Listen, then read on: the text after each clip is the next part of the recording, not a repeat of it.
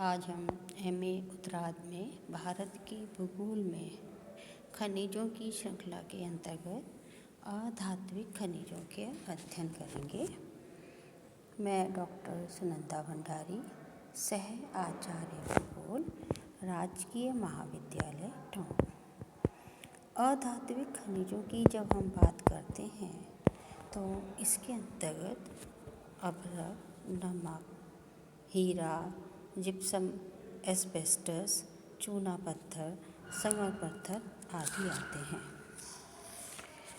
अभ्रक की यदि हम बात करते हैं तो यह आग्नेय और कायांतित शैलों में सफ़ेद, गुलाबी, गहरे हरे रंगों में कुछ लंबे एवं 3 सेंटीमीटर से 1 मीटर तक मोटी नसों में छोटे बड़े टुकड़ों में पाया जाता है, जैसा कि मानचित्र में भी आपको दिखाई दे रहा है। भारत विश्व का लगभग 60% जो है अभ्रक का उत्पादन करता है।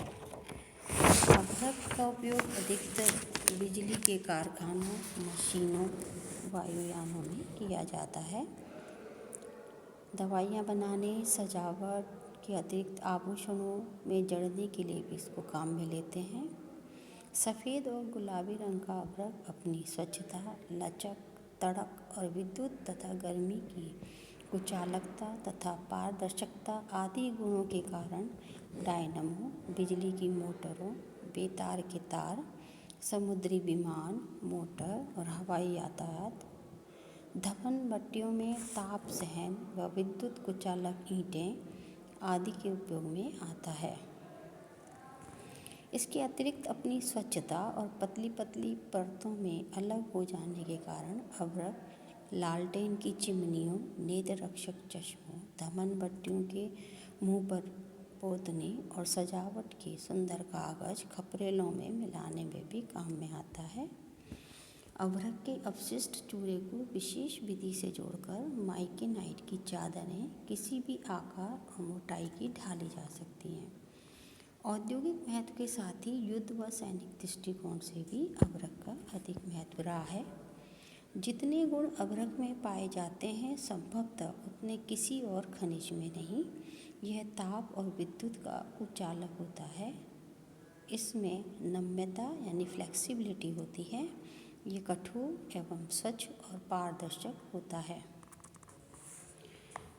अब भारत की बात करते हैं तो भारत में कई वर्षों तक इसका एकाधिकार रहा था, लेकिन हाल में इसका उत्पादन निरंतर कम होता जा रहा है। भारत में अभ्रक का अधिकांश उत्पादन आंध्र प्रदेश, बिहार, झारखंड और राजस्थान में होता है। इनके अलावा गुजरात, हरियाणा, कर्नाटक, केरल, महाराष्ट्र, उड़ीसा और तमिलनाडु, पश्चिमी बंगाल में भी इसका उत्पादन होता है। देश में अभ्रक का सबसे अधिक उत्पादन आंध्र प्रदेश में होता है। अनुमान है कि यहाँ 40,360 इसके भंडार हैं, टन के भंडार हैं। आंध्र प्रदेश में अभ्रक खम्मम और नेल्लोर जिलों से प्राप्त होता है। यहाँ देश का लगभग 97% अभ्रक का उत्पादन होता है। झारखंड राज्य में अभ्रक का उत्पादन कोडरमा और गिरिडीह जिले में होता है। यहाँ यह रवेदार शैलों की नसों से प्राप्त होता है जो 30 से 300 मीटर मोटी होती हैं। यहाँ उत्पादित अभ्रक को बंगाल माणिक अथवा लाल अभ्रक कहते हैं। ये उत्तम श्रेणी का होता है। इसका उपयोग बिजली बनाने में किया जाता है। एक समय कोडरमा विश्व की सबसे बड़ी अभ्रक की मंडी थी, लेकिन यहाँ के उत्पादन में निरंतर कमी हुई है। यहाँ का वार्षिक उत्पादन घटकर मात्र 30 से 35 टन रह गया है। बिहार में अभ्रक का खनन नवादा मुंगेर क्षेत्र से होता है। यहाँ पर भी बंगाल माणिक अथवा लाल अभ्रक का उत्पादन होता है। यहाँ पर 1,294 टन के भंडार सुरक्षित हैं। यहाँ अभ्रक का खनन आर्थिक दृष्टि से दोहन योग्य नहीं होने के कारण वार्षिक उत्पादन 10 टन से भी कम है। राजस्थान अभ्रक उत्पादन में तीसरा स्थान रखता है। जयपुर जिले से लगाकर दक्षिण पश्चिम में उदयपुर जिले तक 320 किलोमीटर की लंबाई तथा 100 किलोमीटर की चौड़ाई में अभ्रक की प्राप्ति होती है। राजसमंद, भीलवाड़ा, अजमेर, टोंक, अलवर, डूंगरपुर जिले में इसकी प्राप्ति होती है। यहाँ के अभ्रक का जो रंग है वो उत्तम किस्म का है, जिसका रंग हल्का हरा गुलाबी होता है। सबसे अधिक अभ्रक भीलवाड़ा जिले से प्राप्त होता है।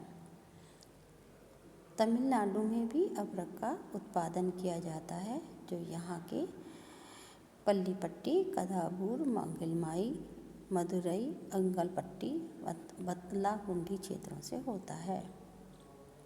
इनके अलावा केरल, उड़ीसा, कर्नाटक, छत्तीसगढ़, पश्चिम बंगाल, हरियाणा में भी अभ्रक का उत्पादन होता है। देश में अभ्रक का कुल भंडार 3,93,855 टन है। राजस्थान में 51% अभ्रक है, जबकि आंध्र प्रदेश में 28%, महाराष्ट्र में 17% और बिहार में 3%। भारत में अभ्रक की घरेलू मांग कम है, अतः अधिकांश उत्पादन का निर्यात कर दिया जाता है। England, USA, Canada, Germany, Japan, France, Netherlands, Australia, Belgium, चीन यहाँ से इन देशों को प्रमुख रूप से निर्यात किया जाता है। दूसरा आधारभूत खनिज नमक है। नमक सोडियम क्लोराइड और क्लोरीन गैस का मिश्रण होता है, जो कि इसका उत्पादन समुद्र और खारी झीलों से होता है। नमक के उत्पादन का अधिकांश भाग घरेलू खाद्य पदार्थ, खाद, रासायनिक पदार्थ, कांच, प्लास्टिक, रंग, स्टार्च आदि उद्योगों में होता है। नमक उत्पादन का 30 से 40% केवल सोडा ऐश बनाने और अन्य सोडियम सल्फेट, कास्टिक सोडा, नमक का तेजाब, सोडियम और क्लोरीन बनाने में किया जाता है। नमक का उपयोग मछलियाँ सुखाने, मांस जमाने, चमड़ा रंगने, सोडा बनाने, रंग को पक्का करने और ब्लीचिंग पाउडर बनाने में होता है। नमक प्राप्ति का जो स्रोत है, समुद्री नमक प्राप्ति का सबसे बड़ा स्रोत है। भारत की तटरेखा 6100 किलोमीटर लंबी होने से विशेष लाभ है। देश में नमक के कुल उत्पादन का लगभग 2/3 भाग गुजरात, महाराष्ट्र, गोवा, कर्नाटक, केरल, तमिलनाडु, आंध्र प्रदेश और उड़ीसा के तटीय क्षेत्रों से होता है। नमकीन जल की आंतरिक झीलों में राजस्थान की सांभर बड़ी महत्वपूर्ण है। यहाँ नमकीन जल को वाष्पीकृत करके नमक प्राप्त किया जाता है। भूमि से मिलने वाले लवण जल का सबसे बड़ा स्रोत कच्छ का रण है। यहाँ पर नमक बनाने के कई कारखाने हैं। राजस्थान और तमिलनाडु में भी अधोभूमि लवण जल से काफ़ी मात्रा में नमक प्राप्त किया जाता है। यहाँ नमकीन जल को चरसों से निकालकर वाष्पीकरण क्रिया द्वारा प्राप्त किया जाता है। खनिज नमक विशेष रूप से चट्टानों से मिलता है। ये क्षेत्र हिमाचल प्रदेश के मंडी जिले में प्राप्त होता है।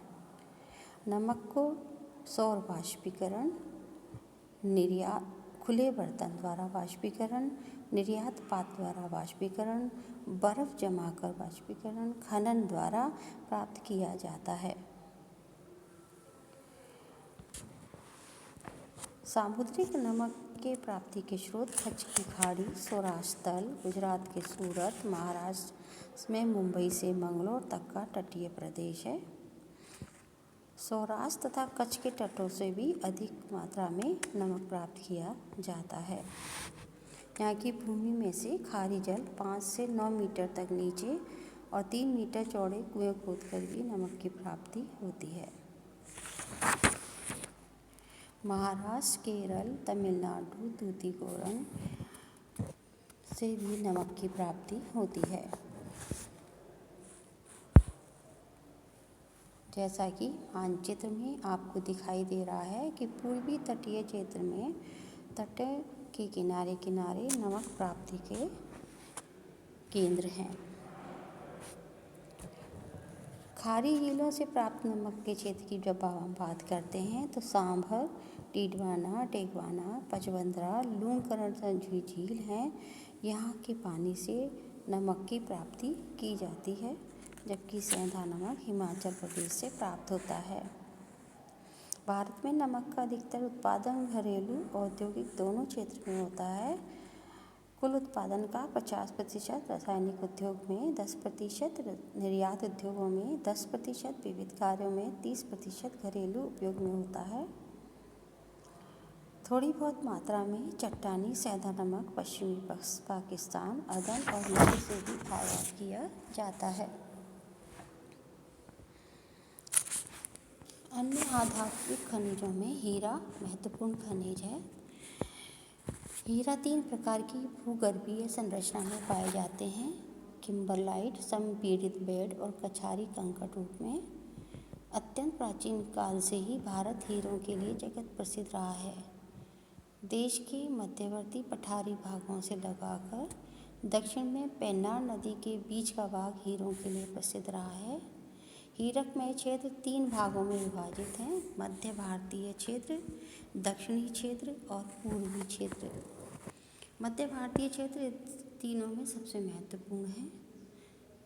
इस क्षेत्र का मुख्य उत्पादन सतना जिले का मझगांव, पन्ना जिले में पन्ना और हिनौता छतरपुर जिले में है। इन जिलों से ही अधिकतर उत्पादन प्राप्त होता है। यह क्षेत्र लगभग 97 किलोमीटर लंबा और 16 किलोमीटर चौड़ा है। इस क्षेत्र में पन्ना, अजयगढ़, चरखारी, कछार, कोठी पठार, चौबेपुरा और बघोरा क्षेत्र शामिल है। मध्य प्रदेश के पन्ना जिले में भागीर नदी द्वारा बनाए गए ढेर में रामखेरिया नामक स्थान पर 12 से 18 मीटर की गहराई से हीरे प्राप्त किए जाते हैं। इसका वार्षिक उत्पादन 11,000 कैरेट का है, जिसमें 50 से 60% जवाहरत किस्म का होता है। दूसरा महत्वपूर्ण क्षेत्र पन्ना के दक्षिण पूर्व में 36 किलोमीटर दूर बझगांव है। यहाँ का वार्षिक उत्पादन 12,000 कैरेट है, जिनमें 30% जवाहरत किस्म का है। दक्षिणी क्षेत्र में हीरक में प्रस्तर आंध्र प्रदेश के कोडप्पा, अनंतपुर, कुर्नूल, कृष्णा, गुंटूर, गोदावरी जिले में है। यहाँ स्थान खोदकर हीरे को निकाला जाता है। इससे उत्पन्न बजनी और मिट्टी भी हीरक में होती है। इसी से इन जिलों की नदियों की घाटियों की मिट्टी और बजरी में बहुधा हीरे देखने को मिलते हैं। पूर्वी क्षेत्र में महानदी की घाटी में इसका उत्पादन केंद्र संबलपुर, चंद्रपुर जिला है। यद्यपि यहाँ नदी की बालू और बजरी अनेक स्थानों पर हीरक में है, किंतु स्थानीय विंध्याचल श्रेणी और कुर्नूल श्रेणी से किसी स्तर में हीरे नहीं मिलते। इन स्थानों की बजरी को धोने से हीरा और अन्य बहुमूल्य पदार्थ यथासंभव प्राप्त होते हैं।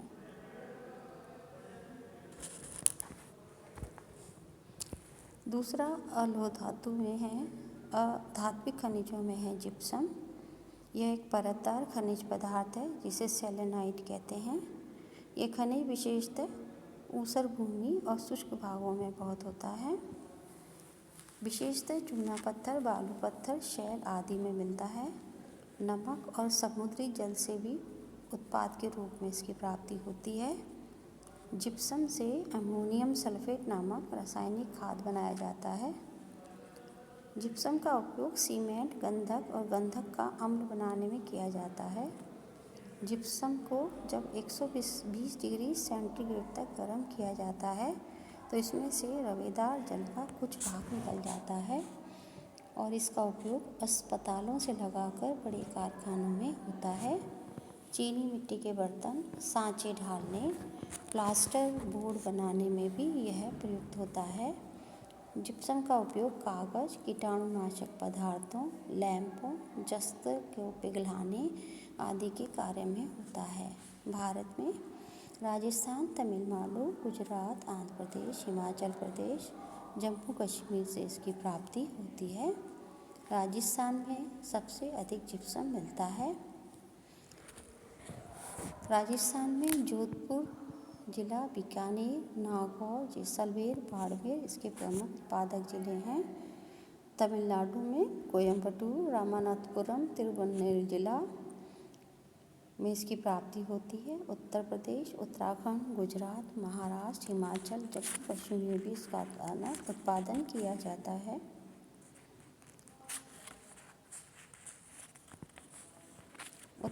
जिप्सम का अधिकांश भाग खाद्य और गंधक का तेजाब बनाने में किया जाता है।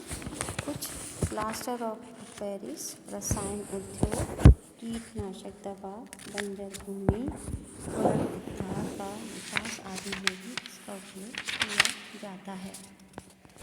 अन्य धात्विक खनिज में महत्वपूर्ण है एस्बेस्टस। यह खनिज मैग्नीशियम, सिलिका और जल का सम्मिलन होता है। यह रेशेदार खनिज है। इसकी कई किस्में मिलती हैं। इस खनिज की उपयोगिता इसके रेशों के चिमड़ेपन, लचीलेपन और उसके अग्नि और विद्युत प्रतिरोधक के कारण है। इन रेशों से एस्बेस्टस के मोटे कागज, कपड़े, तख्ते तैयार किए जाते हैं। एस्बेस्टस के कपड़े आग नहीं पकड़ते, अतः प्राय तेल या भक से धल उठने वाले अन्य पदार्थों के बक्सों में लगाने अथवा तख्ते बनाकर रेल के डिब्बे और जहाज़ों में लगाने के काम आते हैं, जिससे गर्मी के मौसम में यह तपने नहीं पाता। एस्बेस्टस बॉयलर और इंजन इत्यादि को ढकने में भी काम आता है, जिससे वे शीघ्र ठंडे नहीं हो पाते। सीमेंट मिलाकर इसके खपरेल व छत पाटने की तख्ते, चादर भी बनाए जाते हैं। बिजली घरों और तेजाब जैसे द्रवों को छानने में भी इसका उपयोग होता है। आधुनिक जेट विमानों और प्रक्षेपास्त्रों में भी इसका उपयोग होता है। झारखंड, कर्नाटक, राजस्थान, आंध्र प्रदेश, उत्तराखंड में इसका प्राप्ति की जाती है। भारत में 2008-09 में 3,265 टन एस्बेस्टस का उत्पादन हुआ। देश में एस्बेस्टस के उत्पादन में राजस्थान का प्रथम और आंध्र प्रदेश का द्वितीय स्थान है। अन्य अधात्विक खनिजों में चूना पत्थर अपना महत्वपूर्ण स्थान रखता है। सीमेंट बनाने के लिए चूने का उपयोग किया जाता है। भारत में अनेक स्थान पे चूने का पत्थर स्वयं ही ऐसे रासायनिक संगठन का होता है कि उसमें मिट्टी बहुत ही कम मिलाने की आवश्यकता रह जाती है। यहाँ भिन्न भिन्न प्रकार के मिट्टीदार चूने के पत्थर को आपस में मिलाकर उपयुक्त रासायनिक मिश्रण तैयार कर लिया जाता है। चूना स्वयं में बहुत भारी सस्ता पदार्थ होता है। विंध्य पर्वत में उत्तम श्रेणी के पत्थरों का बड़ा भारी जमाव प्राय रेल मार्ग के पास ही पाया जाता है। अतः भारत के सीमेंट के सारे ही कारखाने चूने के पत्थर की खानों के पास खोले गए हैं। सीमेंट के लिए जिप्सम राजस्थान से मंगाई जाती है। इसी भांति राजस्थान में जैसलमेर के सीमा क्षेत्र के निकट, झारखंड, उड़ीसा, मध्य प्रदेश में विशेष श्रेणी का इस्पात उद्योग में उपयुक्त इस्पात ग्रेड चूने के पत्थर के भारी मात्रा में जमाव पाए जाते हैं। इनका उपयोग लोहे को शुद्ध कर इस्पात बनाने के लिए मैग्नीज के साथ होता है। इस विधि से जो चूने युक्त मेल या श्लेष होता है वह सीमेंट बनाने वाले कारखानों को सस्ती दरों पर बेचा जाता है। इसे सीमेंट ग्रेड चूने के पत्थर के साथ मिलाकर अच्छी किस्म का पोर्टलैंड सीमेंट बनाया जाता है। चूने का पत्थर गोंडवाना शैलों को छोड़कर भारत में प्राय सभी प्रकार की अपसादी शैलों से प्राप्त होता है। मध्य प्रदेश, झारखंड, आंध्र प्रदेश, पश्चिम बंगाल आदि राज्यों से विशेष किस्म के कोयले की उपलब्धि, परिवहन सुविधा, परिवहन लागत आदि को ध्यान में रखकर किया जाता है। भारत में चूने का पत्थर आंध्र प्रदेश, गुजरात, राजस्थान, मेघालय, छत्तीसगढ़, मध्य प्रदेश, उड़ीसा, महाराष्ट्र और उत्तराखंड से प्राप्त होता है। देश में वर्ष 2011-12 में 257 मिलियन टन चूना पत्थर का उत्पादन हुआ। देश में चूना पत्थर के उत्पादन में आंध्र प्रदेश, राजस्थान, मध्य प्रदेश अपनी प्रमुखता रखते हैं। धन्यवाद।